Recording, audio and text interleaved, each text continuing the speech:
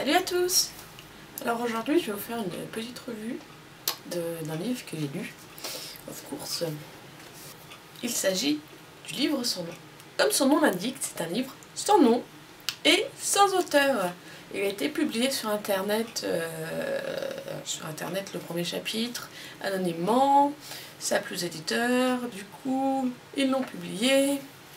Et du coup il y a même 3 livres et l'auteur est toujours anonyme. Ça je trouve que c'est franchement c'est fantastique. C'est le mec qui fait pas ça pour la gloire, pour rien du tout, il écrit juste des livres parce qu'il veut écrire des livres et ça plaît aux gens, tant mieux, sinon tant pis. Donc franchement c'est excellent. Le livre, malheureusement, vu que vous en avez entendu parler, vous n'allez pas survivre longtemps. Mais donc c'est l'histoire d'un serial killer, le Bourbon Kid, qui tue des gens. Voilà.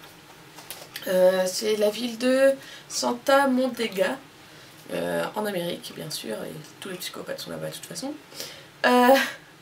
Et donc on va suivre le quotidien de cette ville, parce que oui, on ne suit pas 1, 2, 3, on suit plein de personnages, et ils sont très très bien construits, l'histoire est bien construite, on nous livre des petits indices petit à petit, et au final, pour nous exploser la tête en mode quoi, les personnages ils sont évolutifs, c'est-à-dire qu'au début ils sont quelque chose, mais à la fin ils sont carrément autre chose. Franchement c'est génial.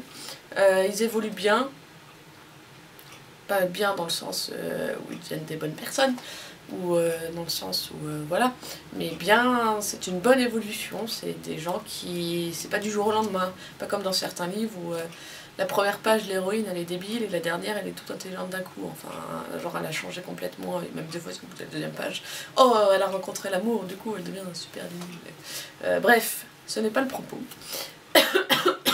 Le propos aujourd'hui, c'est que donc les personnages sont bien construits, l'histoire nous emmène sans haleine jusqu'au bout. On est tout essoufflé en voulant savoir c'est qui ce Bourbon Kid, comment ils vont le retrouver, qu'est-ce qui se passe, pourquoi il fait ça, pourquoi. Tout est expliqué presque à la fin. Il y a 1 ou 2 détails qui ont été laissés de côté, qu'on n'a pas eu de réponse. Mais bon, c'était pas des histoires importantes non plus, c'était juste parce que je suis curieuse et que je veux tout savoir. Voilà, mais donc la fin me laisse sur le cul. Et donc je lisais le livre tranquillement comme ça. Bon, pas aussi vite. Et j'arrive au bout, qu'est-ce que je vois donc? La suite. Et je fais des punaises. Pourquoi une suite? Et vu la fin du livre, oui, une suite. Ouf, ouf. Donc voilà, je le conseille fortement, mais attention, c'est du thriller. C'est grossier, mais pas vulgaire. C'est dans l'histoire, c'est normal. C'est pas trop, c'est pas vulgaire, c'est juste grossier, mais il y en a que ça peut choquer. Moi, bah ça passe après Lacrymosa, tout passe. Du coup, c'est pas mal du tout. C'est un livre noir, fantastique, policier, thriller. Donc faites attention si vous n'aimez pas le thriller, faut pas prendre. C'est quand même assez dark. C'est une ville totalement corrompue, du coup, comme la jolie couverture.